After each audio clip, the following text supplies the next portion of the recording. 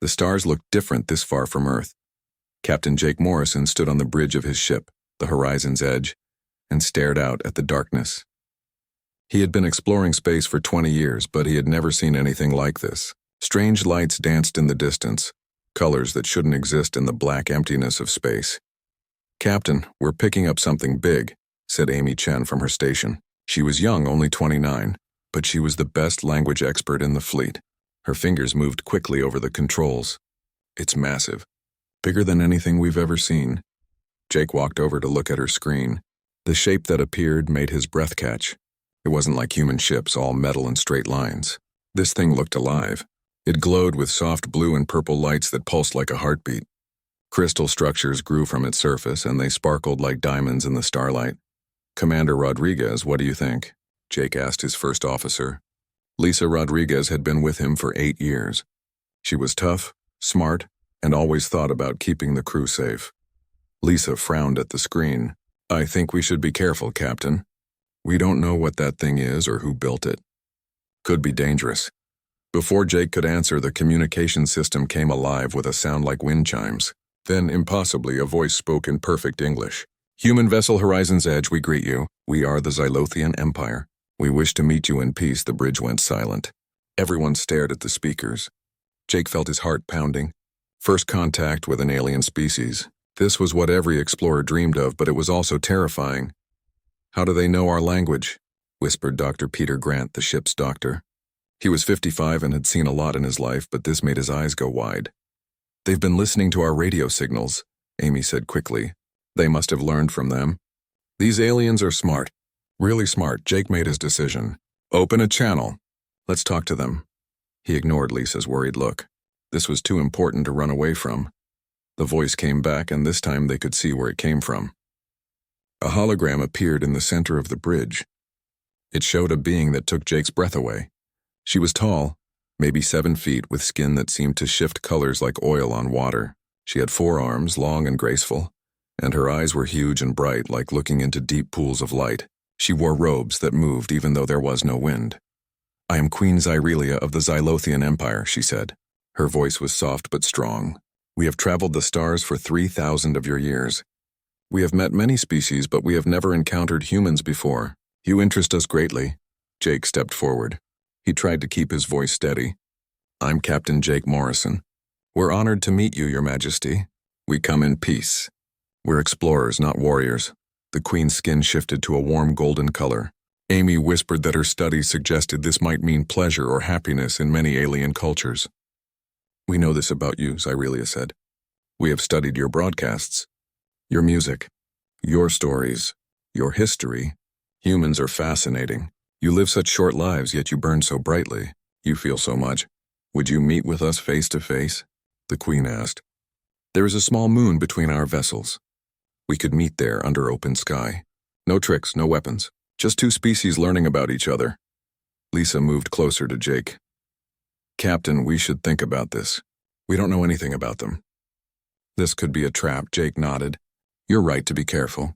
But we came out here to find new life. We can't run the first time we actually find it." He turned back to the hologram. "We agree, Your Majesty. When should we meet?" "In 6 of your hours. That will give both of us time to prepare." The Queen smiled, and it was beautiful and strange at the same time. "I look forward to meeting you, Captain Morrison. I have many questions about humanity." The hologram faded. The bridge erupted in excited chatter. Amy was already pulling up everything she could find about alien contact procedures. Peter was checking medical supplies in case anyone got sick from alien germs. Lisa was organizing a security team just in case. Jake returned to the window and looked at the alien ship. It was so beautiful, so different from anything humans had built.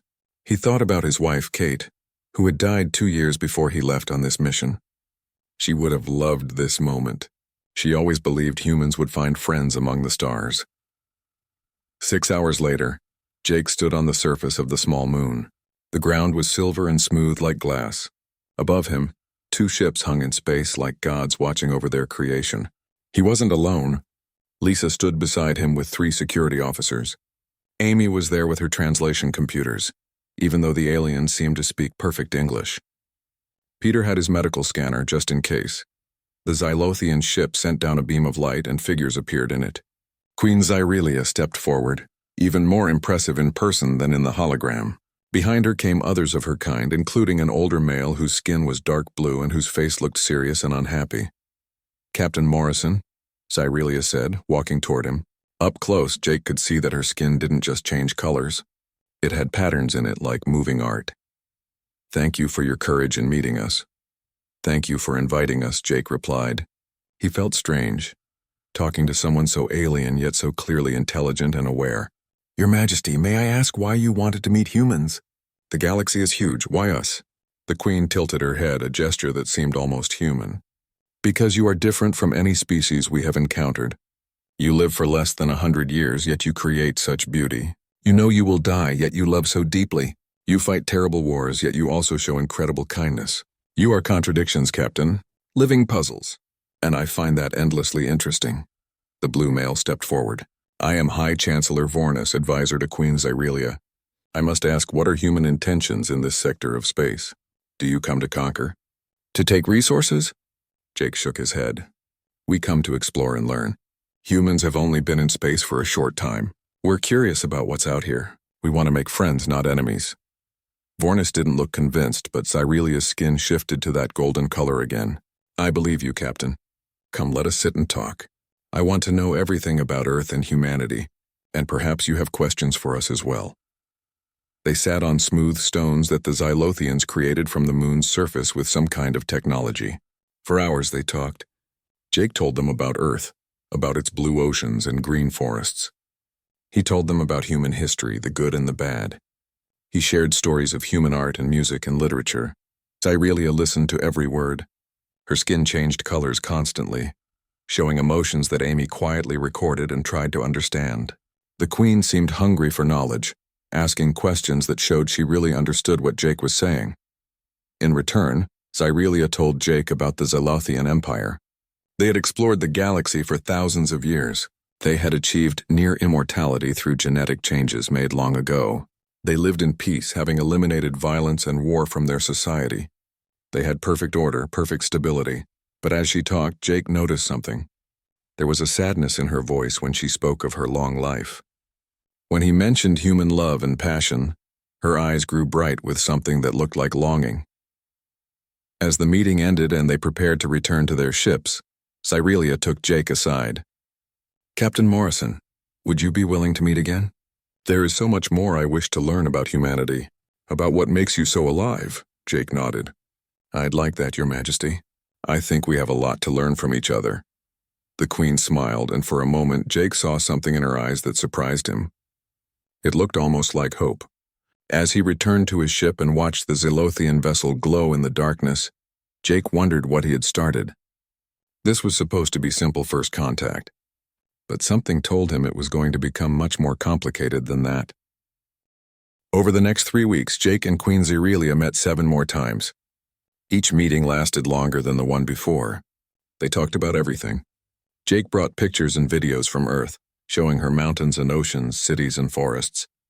Xyrelia watched them all with wide eyes, her skin constantly shifting through colors that Amy said meant wonder and joy. "Your planet is so alive," Xyrelia said during their 4th meeting. "Everything grows and changes. Nothing stays the same. It must be beautiful and terrifying at once," Jake smiled. "That's a good way to describe Earth. And life in general, I guess. Everything changes. Nothing lasts forever. That's what makes it precious." The Queen looked at him for a long moment. "Precious because it ends? That is a very human way of thinking. My people live for thousands of years. We have forgotten how to value moments because we have so many of them." During their 5th meeting, Jake decided to try something different. He brought a small music player and a collection of human music. "Your Majesty, if you really want to understand humans, you need to hear our music." He played Beethoven's 9th Symphony first. As the music filled the air of the small moon, Jake watched Xyrelia's reaction. Her eyes closed. Her skin began to change colors faster than he had ever seen, rippling through shades of blue and gold and purple. When the chorus began, tears appeared on her face, sliding down like liquid silver. "What is this feeling?" she whispered when the music ended. "My chest hurts, but it's not pain. My eyes are wet. Captain Morrison, what have you done to me?" Jake felt his own throat tighten. You're moved, Your Majesty. The music touched your emotions. Those are tears. Humans cry when we feel something deeply. Cyrelia touched her wet face with wonder. We used to cry. Long ago, before we changed ourselves to be more logical and peaceful. I never thought I would feel this again. She looked at Jake with something like fear and excitement mixed together. Play more. I want to feel more. He played jazz, rock, classical, folk music from different countries. Each piece brought different reactions. The Queen laughed for the first time when she heard Louis Armstrong. She sat perfectly still during a sad violin solo, her skin turning deep blue. When Jake played a simple love song, she asked him to explain every word. Humans sing about love very often, she observed. Is it that important to your species? Jake nodded. Love is everything to us. We love our families, our friends, our partners. We fall in love, we fight for love, we die for love. It's what makes life worth living. Tell me about your love, Cyrelia said softly. I see sadness in your eyes when you speak of it. Jake was quiet for a moment. He hadn't talked about Kate to anyone in a long time, but something about the Queen made him want to share. Her name was Kate. We were married for 15 years. She was smart and funny and kind. She made every day better just by being in it. Was? Cyrelia asked gently. She got sick, cancer. We fought it for 2 years, but we lost. She died 3 months before I left on this mission. Jake's voice cracked a little. She wanted me to go. She said I couldn't stop living just because she had to. But it's been hard. Cyrelia reached out with one of her 4 hands and placed it on Jake's shoulder. The touch was warm and gentle. I am sorry for your loss, Jake Morrison. But I understand something now. You humans love even though you know it will hurt. You know you will lose the ones you love because your lives are short. But you love anyway. That is the bravest thing I have ever heard. Jake looked up at her and saw understanding in her alien eyes. In that moment, she didn't seem alien at all. She seemed like a friend. For their 6th meeting, Cyrelia invited Jake and his senior crew to her ship. Lisa was nervous about it, but Jake insisted they had to trust the Xylothians. When they arrived, their jaws dropped. The ship was like nothing they had imagined. The walls were alive, glowing softly and warm to the touch. Gardens grew in impossible places, flowers blooming in the vacuum of space behind clear panels. Everything was beautiful and strange. This is amazing, Amy breathed, touching a wall that responded to her touch by changing colors. This isn't just technology. It's art and science combined. Cyrelia looked pleased. We grow our ships. They are alive in a way. They respond to our needs and thoughts. This vessel has been my home for 800 years. She showed them everything. Medical bays where injuries healed in hours. Libraries containing the knowledge of 1,000 worlds. Recreation areas where Xylothians practiced arts that humans had no names for. But Jake noticed something. For all its beauty, the ship felt empty. The Xylothians moved through it quietly, efficiently, but without joy. There was no laughter, no raised voices, no mess or chaos. Everything was perfect and peaceful and somehow sad. Your Majesty, Peter said carefully, may I ask a question? Where are the children? I haven't seen any young ones on your ship. Cyrelia's skin turned a dull gray color. We do not have many children anymore.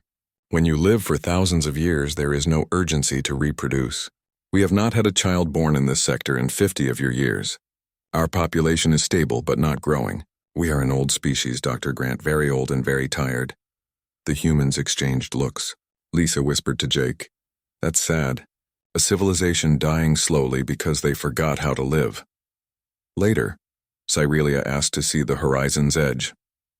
When she boarded the human ship, her reaction was the opposite of what Jake expected. She looked around at the cramped corridors, the patched repairs, the personal photos stuck to walls, and her skin blazed with warm golden light. This is wonderful, she said. It is messy and imperfect and alive. Look, this panel has been repaired 3 different ways. And this photo, who is this child? That's my daughter, said Lieutenant Carlos Martinez, one of the engineers. She's 6 now. I haven't seen her in 2 years because of this mission. You left your child to explore space? Cyrelia asked. Carlos nodded. It was hard. But I wanted to be part of something big. Something that would make her proud when she's older. I want her to know that her dad helped humans reach the stars. The Queen touched the photo gently. Such sacrifice, such love. You give up precious time with those you love to do this. I am beginning to understand what drives humanity. She spent hours on the human ship, talking to crew members, learning about their lives and dreams. She laughed at their jokes, even when she didn't fully understand them. She ate their food, strange and spicy compared to bland Xylothian nutrition. She played cards with the off-duty officers and lost every game, but she smiled the whole time. When it was time for her to leave, Xyrelia pulled Jake aside. They stood in his small quarters, which felt even smaller with her tall form in them. "Jake Morrison," she said, using his first name for the first time, "I must confess something to you. When I first learned of humans, I thought I was curious about your species, but now I realize it is more than that. You have awakened something in me that has been asleep for 3,000 years. You have taught me to feel again." Jake felt his heart beat faster. "Your Majesty, I don't understand," she smiled sadly. "I am lonely, Jake. I have been lonely for longer than your entire species has existed. I am surrounded by billions of subjects, but I have never had what you would call a friend. My relationships are duties, not choices. I do not love my people. I care for them, I protect them, but I do not feel love. Not the way you describe it. But these weeks with you," she continued, "learning about humanity, listening to your music, hearing your stories, I have felt something. Joy, sadness, wonder.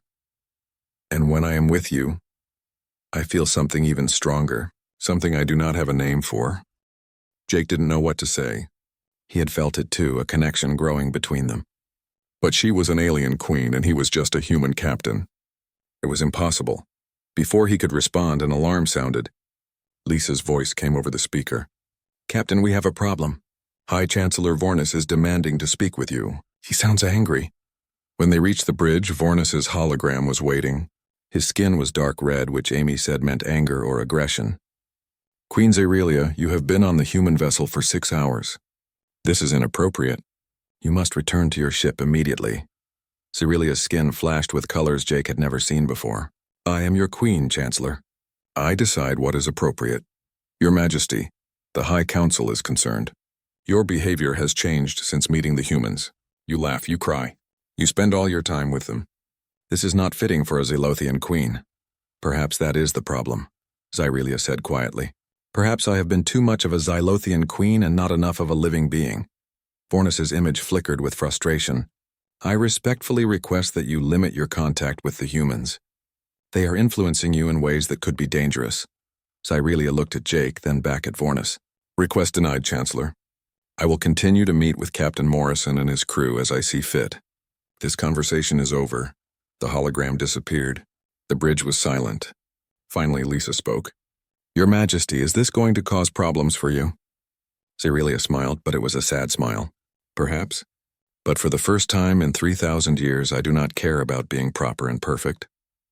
I care about being alive, and you humans have taught me what that means." She left the ship, but she promised to return the next day. As Jake watched her transport beam carry her back to her vessel, he wondered what they had started. Vornis was right to be concerned. Something was changing between him and the Queen. Something that could either bring their species together or tear them apart. The next morning, Jake woke up to an urgent message from Earth Command. Admiral Susan Blake, his old mentor, appeared on his screen looking worried. "Jake, what's going on out there? We're getting reports that you're having daily meetings with an alien queen. Some people here think you're getting too close to them." Jake rubbed his tired eyes. "Admiral, we're conducting important diplomatic relations. The Xylothians are peaceful and want to share knowledge with us. This is the best thing that could happen for humanity. I know that, Jake, but you need to be careful. Keep things professional. Don't let personal feelings get involved. We're counting on you." The Admiral's expression softened. "I know it's been hard since Kate died, but don't look for something out there that you're missing at home." "Understand?" Jake felt anger flash through him. "This isn't about Kate. This is about first contact done right. I know what I'm doing." After the call ended, Lisa came to his quarters. "Captain, the crew is talking. They can see what's happening between you and the Queen. Some of them are worried." "What's happening?" Jake asked, even though he knew the answer. Lisa sat down across from him. "You're falling for her, and I think she's falling for you too. Jake, I'm your friend. I'm not judging. But this is complicated. She's not just an alien. She's a queen with billions of subjects and 3,000 years of responsibilities. You're a human captain with maybe 40 good years left. How can this possibly work? Jake put his head in his hands. I don't know. I didn't plan this. But Lisa, when I'm with her, I feel alive again. For the first time since Kate died, I feel like life has meaning. Is that wrong? No, Lisa said gently. It's human. But you need to think about what happens next. Where can this go? Before Jake could answer, Amy rushed in. Captain, you need to see this. The Xylothians are broadcasting something. It's the Queen. They hurried to the bridge. On the main screen, they could see inside the Xylothian throne room. Hundreds of aliens filled the chamber, their skin colors showing a rainbow of emotions. Queen Aurelia sat on her throne, looking calm but determined. High Chancellor Vornis stood nearby, his skin almost black with anger. My people, Aurelia began, her voice clear and strong. For 3,000 years I have served you as your queen. I have made every decision based on logic and duty. I have been what you needed me to be, nothing more and nothing less. She stood up and her skin began to shift through colors. But in these past weeks, I have learned something from the humans. I have learned that life should be more than duty. It should have passion. It should have choice. It should have love. The chamber erupted in shocked whispers. Vornis stepped forward. Your Majesty, please do not continue this. Aurelia ignored him. She looked directly at the camera, and Jake realized she was looking at him. Captain Jake Morrison of Earth, please come to my throne room. I have something to ask you. Jake felt his heart stop. Lisa grabbed his arm. Captain, don't. This feels like a trap. But Jake was already moving toward the transport room. I have to go. Whatever she's about to do, I need to be there. Minutes later, Jake materialized in the Xylothian throne room. Every eye turned to him. He felt very small and very human, surrounded by these tall, graceful aliens. But he walked forward until he stood before Aurelia's throne. The Queen stepped down from her throne and approached him. Up close, he could see that her skin was shifting through every color he had ever seen from her. Fear, hope, determination, joy, all mixed together. Jake Morrison, she said softly, but her voice carried through the silent chamber. In the short time I have known you, you have given me a gift beyond price. You have taught me to feel. You have shown me what it means to be truly alive. You have awakened my heart after 3,000 years of sleep. She took his hands in two of hers. They were warm and trembling slightly. Among your people, when two beings wish to join their lives together, they ask a question. A simple question that changes everything. Jake could barely breathe. He knew what was coming, but it still felt impossible. The Queen leaned in close, her luminous eyes looking into his. In a voice that was soft but heard by everyone, she said, Tell me, human, would you marry me? The throne room exploded into chaos. Xylothians shouted in their musical language. Some looked happy, their skin bright with warm colors. Others looked horrified, their skin dark with anger. Vornis looked like he might faint, his color cycling wildly between red and purple. Jake stood frozen. On the horizon's edge, he knew his crew was watching in shock. On Earth, billions of humans were probably seeing this broadcast. This moment would change history either way, he answered. He thought about Kate and how she always told him to follow his heart. He thought about the loneliness he had felt since she died. He thought about Xyrelia's beautiful ancient eyes and how they had come alive when she learned to laugh. He thought about duty and love and the fact that sometimes the bravest thing you can do is choose happiness. But before he could speak, Vornis rushed forward. Stop, this is illegal under Xylothian law. The Queen cannot marry outside our species without the unanimous approval of the High Council. I demand a vote now. Xyrelia's skin flashed with anger, but she kept her voice calm. Very well, Chancellor. Call the vote. The High Council members came forward, 12 of them in total. They formed a circle around Jake and Xyrelia. Each one's skin showed their emotions clearly. Some were warm colors showing support. Others were cold blues and dark purples showing disapproval. The question before the council, Vornis announced, is whether Queen Aurelia should be permitted to marry this human. Each council member will now state their vote and their reason. The first council member stepped forward, an old female whose skin was pale silver. I vote no. Our species has remained pure for 10,000 years. We cannot pollute our royal line with alien blood. The next member, younger with bright green skin, spoke differently. I vote yes. Our queen has been sad for centuries. I have watched the change in her these past weeks. She glows with life now. Is that not worth more than genetic purity? One by one, the council members voted. Some spoke of tradition and the danger of change. Others spoke of the Queen's happiness and the potential for a new alliance with humanity. The chamber was silent except for their voices. Jake watched Xyrelia's face. She looked calm, but her hands were still holding his and they trembled. When 11 council members had voted, the count was tied, 5-4-5 against, 1 abstention. Everything came down to the last vote, and that vote belonged to High Chancellor Vornis himself. Vornis looked at the Queen for a long moment. His skin shifted through colors that showed he was struggling with this decision. Finally, he spoke. "Your Majesty, I have served you for 800 years. In all that time, I have never seen you smile. Not truly. I have watched you perform your duties with perfection, but without joy. You were a perfect queen, but you were not happy." He turned to Jake. "Human, I do not understand you. You are chaotic, emotional, and short-lived. You represent everything we have tried to move beyond. But you have done something I could not do in 8 centuries. You made our queen laugh. You made her cry. You made her feel alive." Vornis took a deep breath. "For that reason, and because I do care about Her Majesty's happiness, I vote yes. But I have conditions. Captain Morrison, if you marry our queen, you must prove that this union benefits both our species. You must show that love between different peoples can create something stronger than either alone. If you fail, this marriage will be annulled and Earth will be considered an enemy of the Xylothian Empire." "Do you understand?" Jake nodded. "I understand, Chancellor. And I accept your conditions." Vornis's skin turned a lighter shade. "Then the vote is passed. The Queen may marry the human, subject to the conditions stated."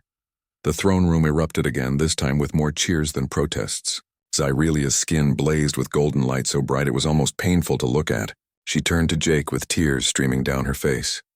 "You have not answered my question yet," she said with a smile. "Jake Morrison, will you marry me?" Jake felt tears in his own eyes.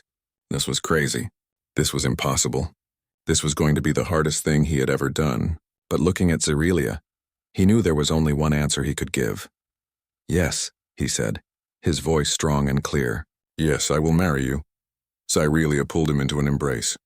Her 4 arms wrapped around him, and for a moment Jake didn't care about the watching crowds or the political complications or the fact that he was hugging an alien queen. He just felt happy. As the cheers and protests continued around them, Jake whispered in Xyrelia's ear, "You know this is going to be complicated, right? We're going to face so many challenges." The Queen pulled back and smiled at him. "Jake Morrison, you have taught me that the best things in life are complicated. I am ready to face those challenges with you." And in that moment, standing in an alien throne room with the woman he loved, Jake believed they actually could make this impossible thing work. The celebration didn't last long. The next morning, Vornis summoned Jake and Xyrelia to the council chamber. His face was serious, his skin a neutral gray that meant business. "Now we must discuss the tests," he said. "Tests?" Jake asked. He was sitting next to Xyrelia, still getting used to the idea that this was real. They were actually going to get married. "It is Xylothian tradition," Xyrelia explained, taking his hand. "Any person who wishes to marry into the royal family must pass 4 tests. They measure compatibility, wisdom, strength, and creativity. I passed them when I became queen 3,000 years ago." Vornis nodded. "The tests were designed for Xylothians. I will not lie to you, Captain Morrison. They will be extremely difficult for a human. Many of our own people have failed them, but if you wish to marry the queen, you must pass all 4. Jake felt his stomach tighten with worry, but he kept his voice steady.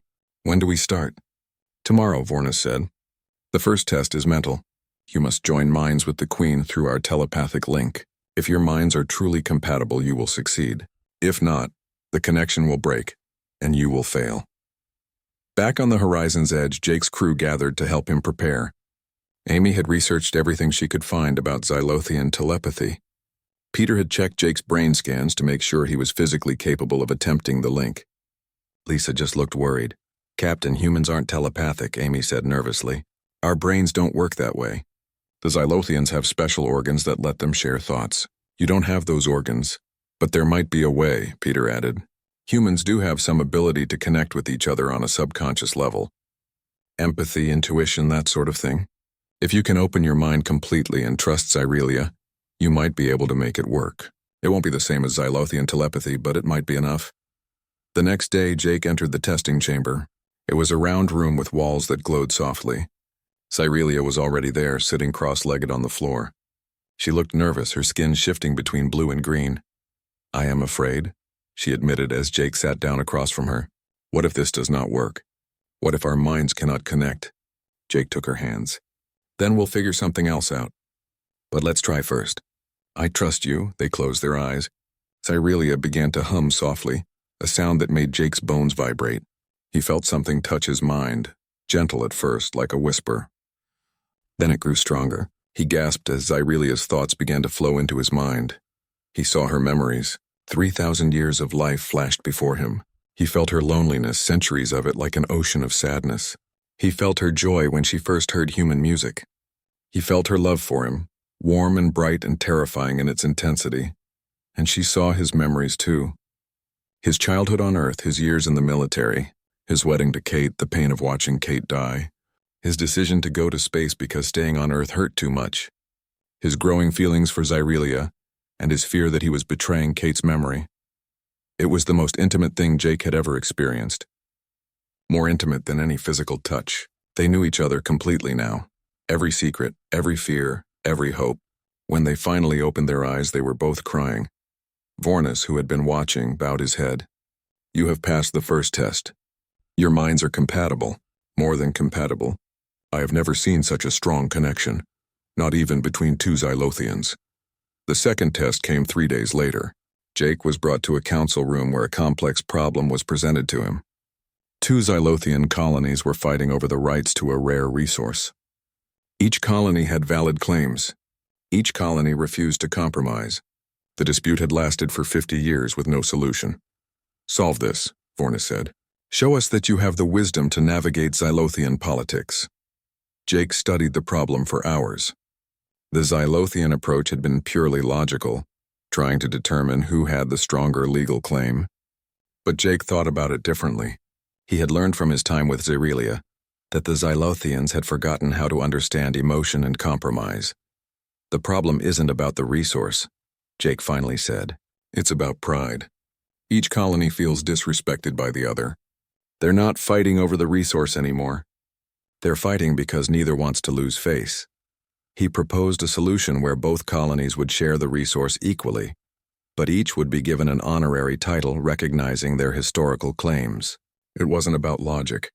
It was about giving both sides a way to compromise without feeling like they had lost. The council members looked at each other in surprise.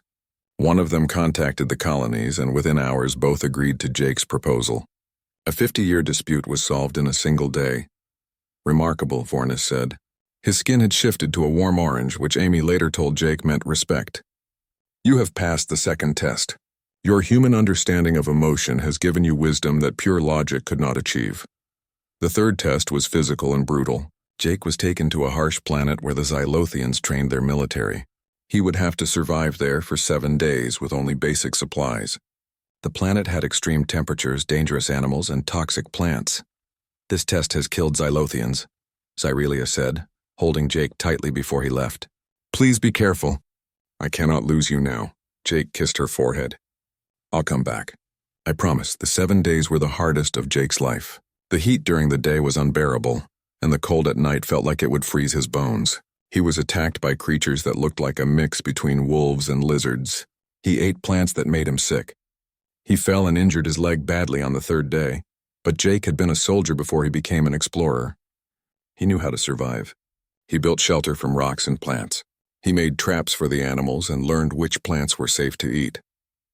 He treated his injured leg with supplies from his kit and kept moving despite the pain. On the 7th day, weak and injured but alive, Jake made it to the extraction point. When he materialized back on the Xylothian ship, Cyrelia was waiting. She ran to him and caught him as he collapsed. Peter rushed forward with medical equipment. "You did it," Cyrelia whispered, holding his face in her hands. "You survived." "I knew you would." Vornis watched from nearby, his skin showing colors that Jake had learned meant impressed and slightly ashamed. "Human resilience is remarkable. You have passed the 3rd test, Captain Morrison. Your strength and adaptability have proven worthy." After a week of recovery, it was time for the 4th and final test. This one was different from the others. Jake had to create something, a work of art or achievement that would justify his place in Xylothian history. This is your chance to show us what humanity can contribute to our culture. Vornis explained. We have seen your strength and wisdom. Now show us your soul. Jake thought about this for days. What could he create that would mean something to the Xylothians? They had art and music and technology far beyond what humans had achieved.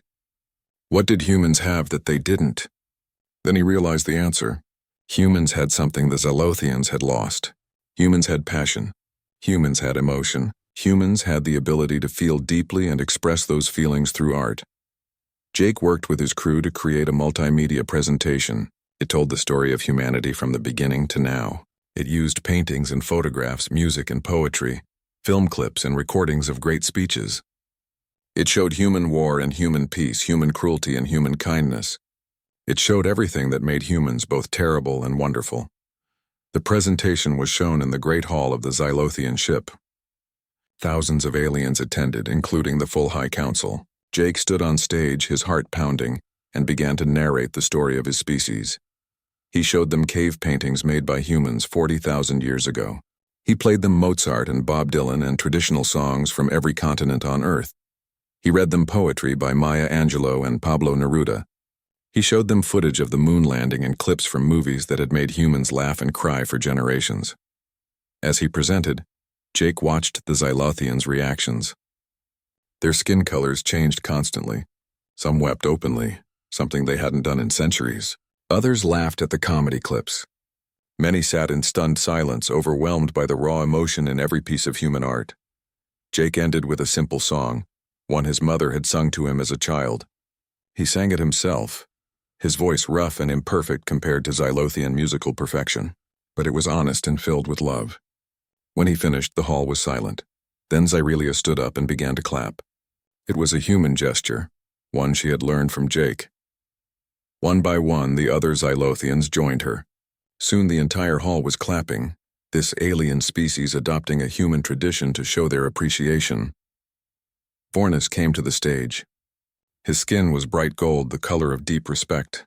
Captain Jake Morrison, you have shown us what we lost when we removed emotion from our lives. You have reminded us that to truly live, one must be willing to feel. You have passed the 4th test. More than that, you have earned your place among us. Jake felt tears running down his face. He had done it. He had passed all 4 tests. He could marry Xyrelia. That night, alone with Xyrelia in her quarters, Jake let himself relax for the first time in weeks. I can't believe I did it, he said. I really can't believe we're going to do this. Xyrelia smiled and pulled him close. I never doubted you. From the moment I met you, I knew you were extraordinary. Now my people know it too. So what happens now? Jake asked. Xyrelia's skin shifted to a warm pink color that he had learned meant happiness and love. Now we plan a wedding. And then, Jake Morrison, we begin our life together, a human and a Xylothian, proving that love can bridge any distance, even the distance between stars. The wedding took 3 months to plan. It had to blend human and Xylothian traditions in a way that respected both cultures. Representatives from dozens of alien species came to witness this historic union. Earth sent its president and top diplomats. The entire galaxy seemed to be watching. Jake stood in his quarters on the morning of the wedding, staring at his reflection. He wore a modified dress uniform, dark blue with silver details that matched Xyrelia's royal colors. His hands were shaking. Lisa came in and put a hand on his shoulder. You nervous? She asked. Jake laughed weakly. Terrified. I'm about to marry an alien queen in front of billions of people from multiple species. What if I mess up? What if I say the wrong thing? Then you'll be human, Lisa said with a smile. That's why she loves you, remember? Because you're not perfect. Because you feel things and make mistakes and keep trying anyway. The ceremony was held on the neutral moon where Jake and Xyrelia had first met. A massive dome had been constructed there, open to the stars. Thousands of seats filled with guests from across the galaxy. Cameras broadcast the event to billions more watching from their home worlds. Jake walked down the aisle between human and alien guests. His crew was there, all dressed in their best uniforms. Amy was crying already. Peter looked proud. Even tough Lisa had tears in her eyes. Admiral Blake gave him a nod of approval as he passed. Then Xyrelia appeared at the other end of the aisle, and Jake forgot to breathe. She wore ceremonial robes that seemed to be made of liquid light, flowing around her like water. Her skin was changing through every beautiful color imaginable. She was the most magnificent thing he had ever seen.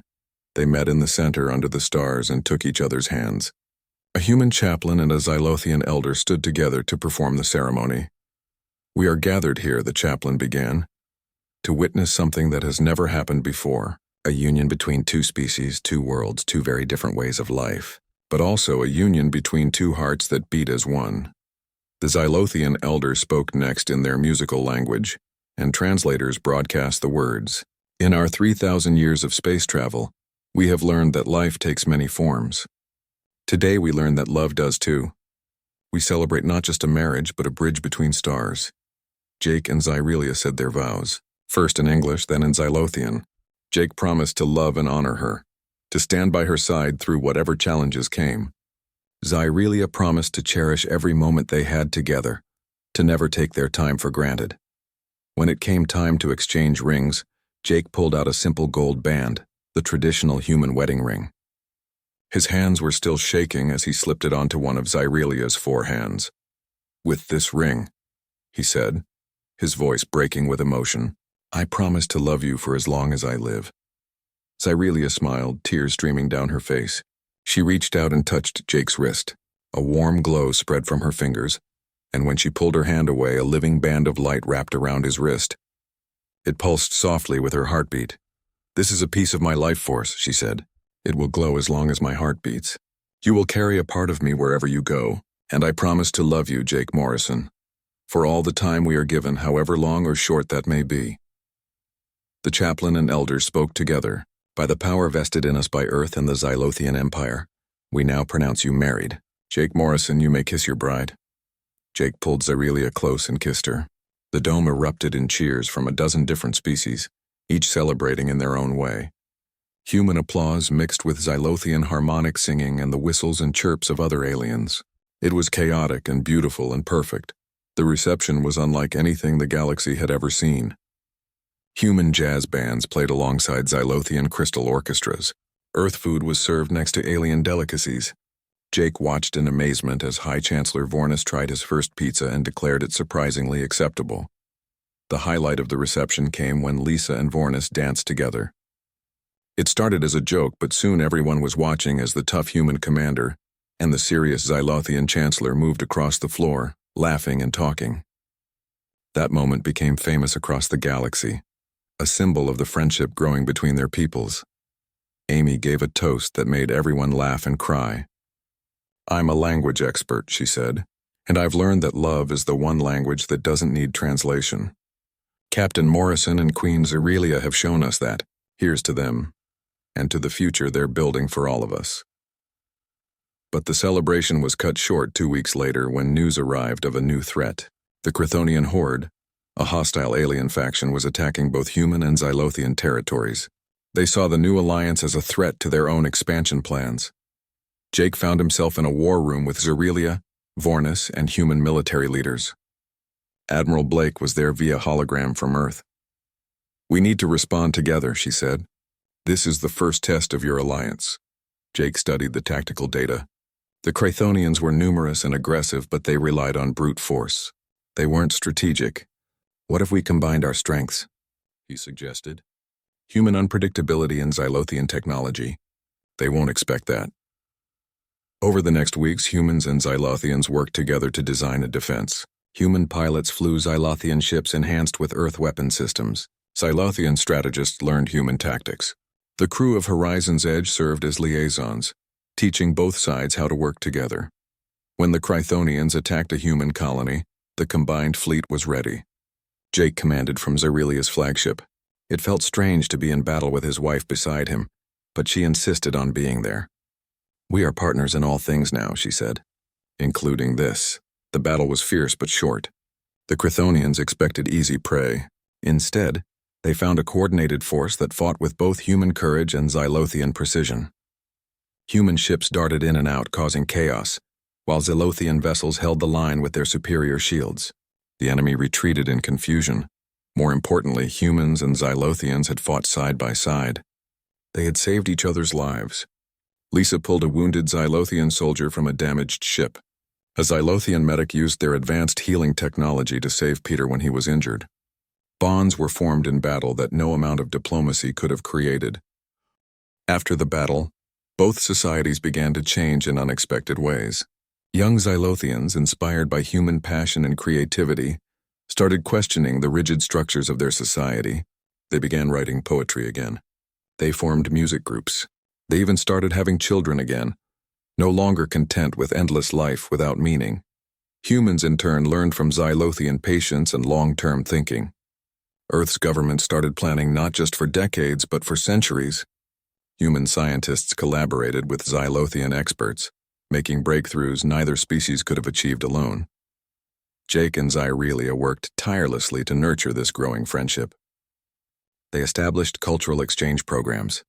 They built a joint colony on a neutral world where humans and Xylothians could live and work together. They traveled between Earth and Xylothian worlds, showing both peoples that cooperation was possible. It wasn't always easy. There were protests on both sides. Some humans feared being overwhelmed by Xylothian technology. Some Xylothians worried about human chaos destroying their order. Jake and Xyrelia faced criticism and threats. But they never gave up. 3 years after their wedding, Jake and Xyrelia stood on the balcony of their shared residence. It was a unique structure, blending human architecture with Xylothian biotechnology. Below them, in the gardens, children played. Human children and young Xylothians, the first generation growing up with both cultures. "Look at them," Xyrelia said softly. "They do not see each other as alien. They are just friends playing together. That is what we have created, Jake. A future where our peoples are family." Jake put his arm around her waist. "We couldn't have done it alone. Lisa is commanding a joint fleet now. Amy runs the Cultural Institute. Peter's medical research has saved thousands of lives. Everyone played a part. But it started with us," Xyrelia said, "with a lonely queen who dared to ask a simple question, and a brave human who dared to say yes." Jake thought about how much had changed since that day in the throne room. He was now Prince Consort of the Xylothian Empire, a title he still found absurd. But more than that, he was happy. For the first time since Kate died, he felt complete. "Do you ever regret it?" Xyrelia asked suddenly. "That day when I proposed? The difficulties that followed? Do you wish you had said no?" Jake turned to face her. In 3 years, she had changed. She laughed easily now. She cried when she was sad. She got angry and frustrated and then forgave. She had learned to be fully alive. And watching that transformation had been the greatest gift of his life. "Not for 1 second," he said honestly. "Marrying you was the easiest decision I ever made. Everything that came after, the tests and the politics and the war, that was hard, but it was worth it. You were worth it." Xyrelia's skin shifted to that warm golden color that meant deep contentment. "You gave me something I thought impossible, Jake Morrison. You taught me what it means to feel alive. In 3,000 years, I never truly lived until I met you." They stood together watching the sun set over their impossible home.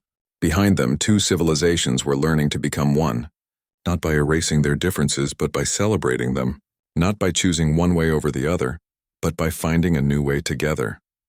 That evening, a message went out across human space. It was an invitation from the Xylothian Empire, opening their borders fully to humanity.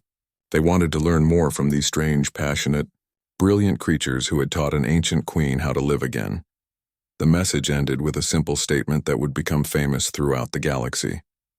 It was written by Xyrelia herself, approved by the High Council, and translated into every human language.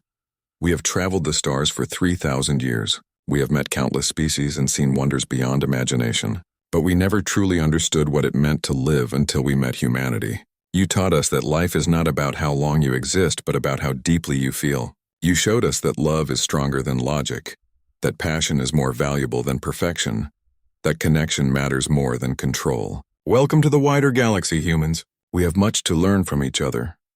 On Earth, people read the message and felt something shift inside them. For the first time, they truly understood that they were not alone in the universe. And more than that, they were wanted. They were valued not despite their human messiness, but because of it. In the years that followed, humanity would spread across the galaxy, but they would not conquer. They would not dominate. Instead, they would do what humans do best. They would connect. They would befriend. They would love. And in doing so, they would change the galaxy forever. It all started with a proposal, with a queen who dared to feel, with a captain who dared to love, with two people from different worlds who proved that the greatest human strength was not technology or tactics or even courage. It was the simple, powerful ability to care about someone different from yourself.